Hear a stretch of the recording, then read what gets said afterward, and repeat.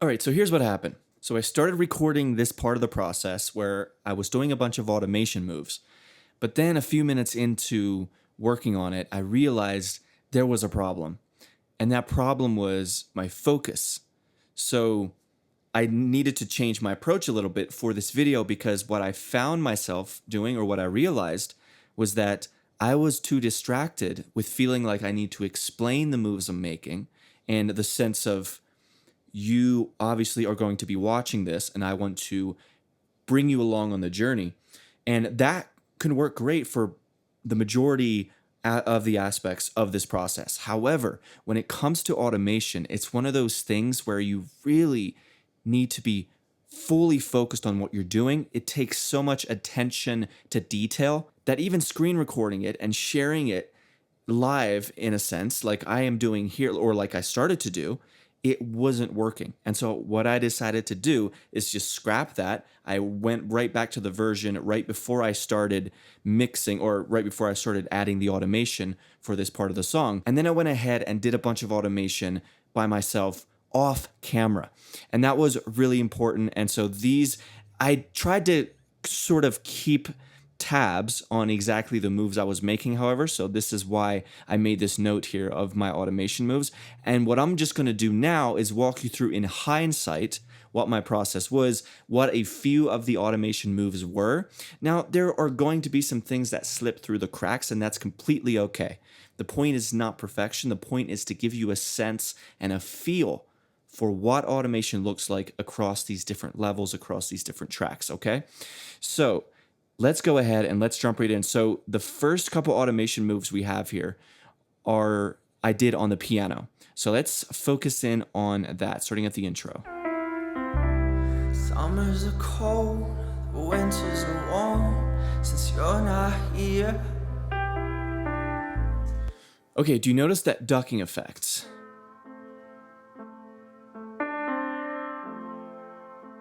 Right, so if I take the kickstart off, here's what it sounds like. And here's with it.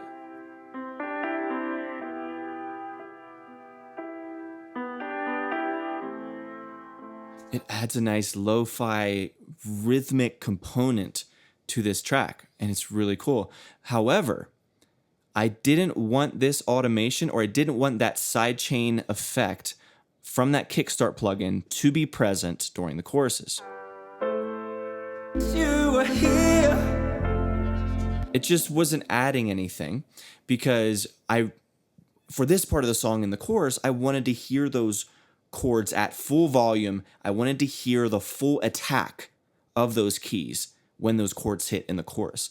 However, in the verses, it sounded great. So this is why automation is so powerful. You can automate these things to be turned off and on. So what I did is I came in here to Kickstart, which is just a basic sidechain plugin. There's a bunch of these available. You don't have to use Kickstart, but it is a nice, really easy to use if you're getting started. So I came up here, I clicked on the bypass button, and then this will look slightly different depending on your DAW, and that popped it up here. I clicked on A, and that created that automation lane for whether or not we want this Kickstart effect or this Kickstart plugin to be activated. And so what we have here then is, so it's this lane. Let me expand this a little bit. And as you can see, so we're automating the bypass, which means basically when the line is down here, the kickstart is turned on. When it's up here, it's turned off. So here you do hear that slight pumping effect. Drive my car down 25 just to feel right? the temp. But then Something good. 'Cause I just wish you were here again. And oh, so here's a cool little thing that I did just off the cuff. And that was, even though I said I turned that Kickstart plugin off for the entire chorus, or that's what I alluded to, I actually brought it back in just for this little part, just because I thought it sounded cool.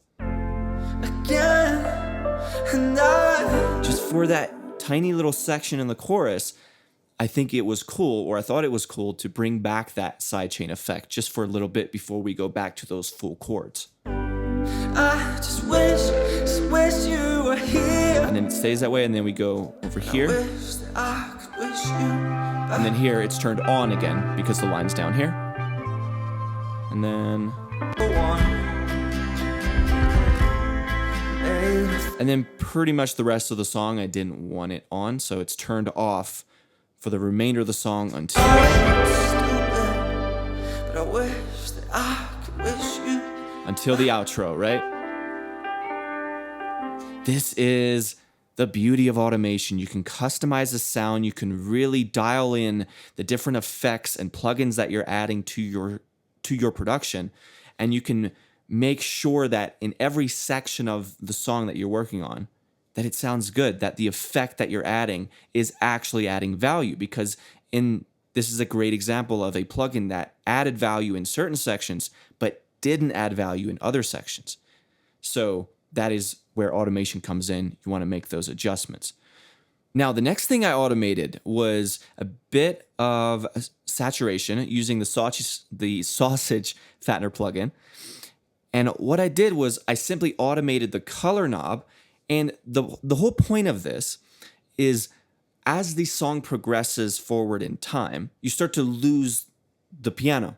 You don't really hear it as much anymore because you're adding all of the other instrumentation. And especially with the nature of this particular piano track, it doesn't have a ton of high frequencies. It's kind of filtered out in nature. And so one of the things that ended up working is automating a color knob on here. Now, I could have just as well used a nice EQ, especially a vintage EQ, did like a high shelf boost or a super high cut up in the 5-6K range, something like that, and then automated that as well. But I'm just a huge fan of using saturation type plugins or harmonic exciter type plugins. I just think it generally sounds better. So what I did, again, I just clicked it and that popped it up here. Now we're automating that color knob on this Sausage Fattener plugin. And here you can see it, this automation that was written in, it's kind of all over the place, right? So it's not present until we get to here. Oh, what a time, what a time, what a time, what a time it was. So I want you to pay attention to the high frequencies, the difference between here and then. Okay, now your ears might have been fooled because of that effect that we added previously with that delay. So it didn't quite give the effect I was hoping that you would hear, although over here is where you really hear it because I cranked it 100% with that color knob. So there you can really hear the difference, right? Versus a huge difference, right? So between that and this at the end of the song. So this again is what we're doing is we are making sure that each individual part and section of this production, that the individual layers and the tracks are properly placed.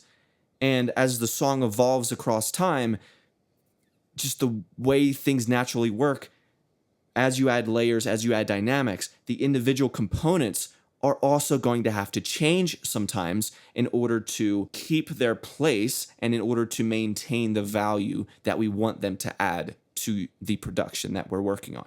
Okay, so this is what I did. Now, this is a classic example of literally I came over here, I turned this to right, and then I just hit play and I did this. Bam, bam, bam, just, you know? And then as the song would progress, I just wrote that automation in. Now, a quick tip here on should you use the write mode or the latch mode or the touch mode. The only two modes I usually use when it comes to writing automation is either write, which write is a pretty hardcore style of automation in that it is always writing in the automation whenever you're hitting play. So right now it's writing it in. No matter, so if I leave it there, it's writing it in. And that's great. I love it if I don't have any previous automation or anything that I might ruin. However, if you want a bit more of a careful approach that isn't quite as extreme, the touch mode is great too, because what this does is if you're not touching anything, if you're not actually touching this fader, then it's not going to write the automation. And then So if I do this, okay, so now it's writing the automation because I touched this, but now watch. It comes back down versus if that was on write, it would have stayed here. Right? Because if I let go, it just stays up there. Versus touch, if I let go, it comes back down to wherever the original automation line was, which in this case, it was all the way at the bottom. So yeah, that's just a quick tip on the difference between write mode and touch mode with regards to automation. All right, so the next thing I did, or one of the next things, was I automated an OTT plugin on the kick drum. So let's see what we did there. I don't remember precisely what I did here. So I presume it would be this kick drum. So the OTT, okay, so it's just automated to, I'm gonna presume, to only be activated at the final chorus, and yeah, that's exactly what happened. So what was happening here is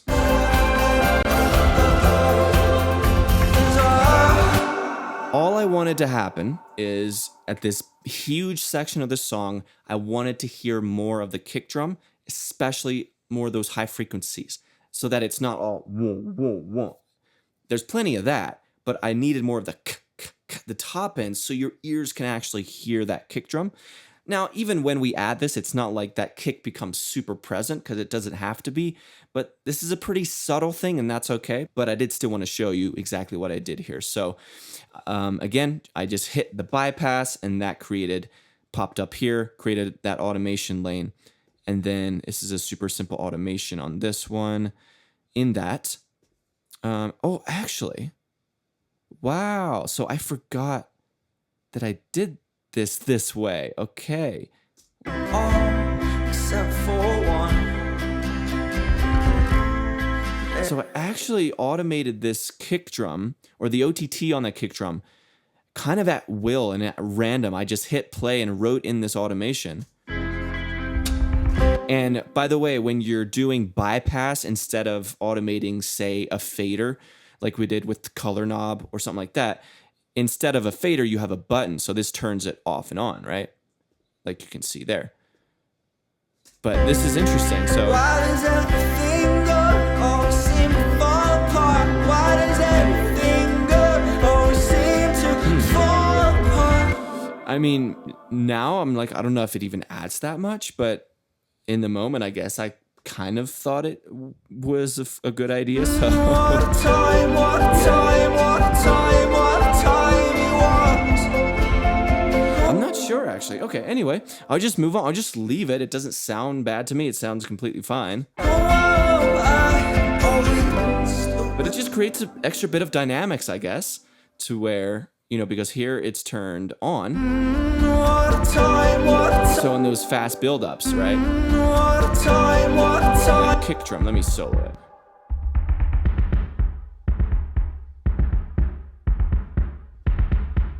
Ah, see? So you're creating just a little bit of contrast by doing these types of things. Now, again, this is not the cleanest automation. This is me just coming in here and playing it by feel and just tapping this automation in like this. Let me show you. Just this, right? Just kind of doing this, tapping in and out, and just dialing it in until it sounds good.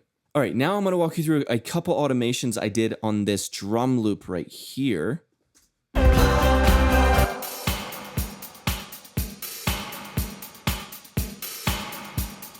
Right, just a really cool drum loop sound. So I just want to re-look at what I did here. Okay, so the low cut and the Ozone Imager on this.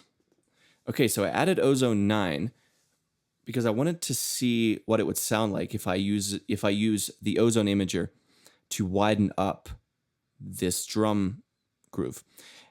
And I split this into two different frequency ranges. So the bottom range here, I wanted to keep the same. I didn't feel like I needed the low range, this part, to be wider. I thought that was fine, but I was looking for the crispier parts of this track to be spread out a little bit, right? Because, right. So just something like that I thought sounded really good. And again, this is just experimentation. I just threw a widening stereo image type of plugin on there, and then I automated that. Let me see what the automation looks like on here. Oh wait, it's not automation. Okay, so I fooled myself there, because this is a few days after I actually made these moves. So I'm forgetting a little bit exactly what I did on these. But the drum loop, the Ozone Imager was just the plugin itself I added. I didn't actually automate that. That was just a plugin I added when I was going through this automation process. But I believe I may have filtered or added some automation. Actually, no, this wasn't automation either. This is just a low cut. Yeah, and this was actually quite important because when you have all of that, I didn't need those super subby frequencies on this drum loop because we already have this kick drum occupying that. We already have this. And it just sounds cleaner because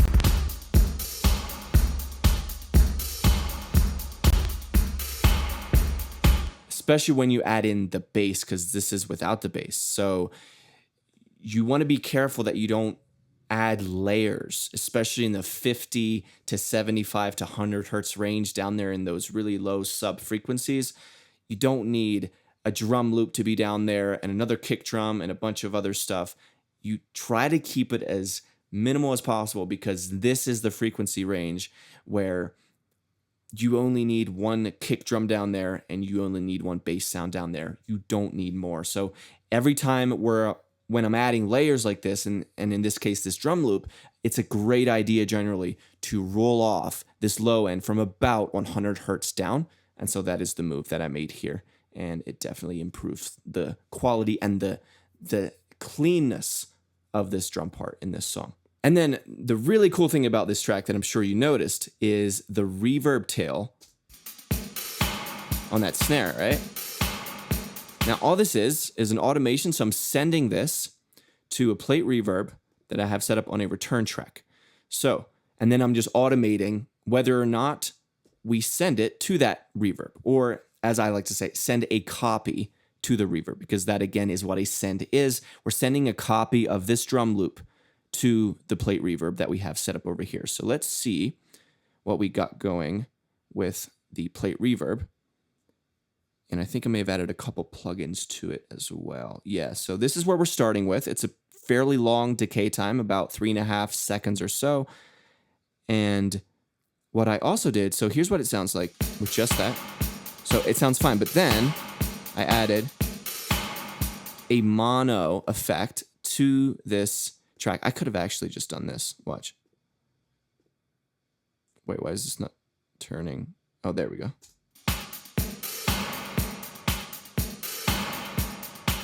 I could have just done that because these effects channels here have the option. But anyway, I'll just leave it as it was just in case something changes, and because I like the way it sounds. So I'm just going to leave it as it was. And then there's this Extreme plugin, just a nice little stock plugin in Studio One that adds a bit of modulation to it. And what is this doing exactly here?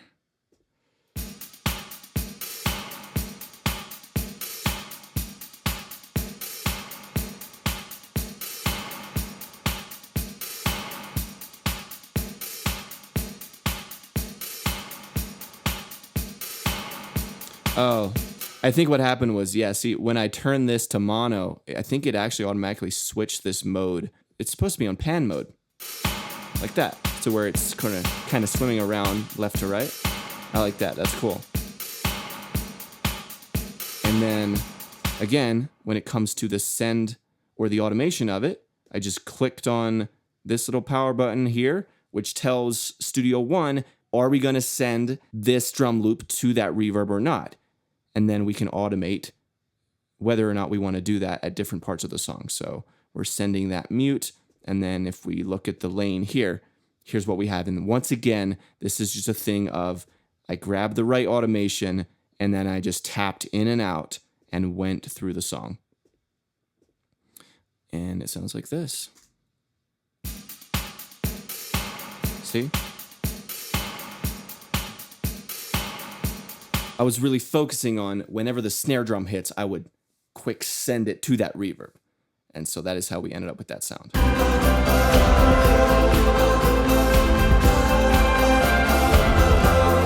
It adds so much space and ambience and fullness to this part of the song. So that is a really cool little effect there. All right, so I'm actually going to go ahead and stop the video right now. And then I'm just going to restart the next video and we'll dive into more of the automation moves. But I'm going to try to split this up so that it doesn't go too long on just one video, especially with something like automation. There's a lot of details involved. And so I don't want you to have to feel like you have to watch an entire hour's worth of automation moves. And so I'm going to go ahead and stop for now, and then we'll continue the automation in the next video. So I'll see you there.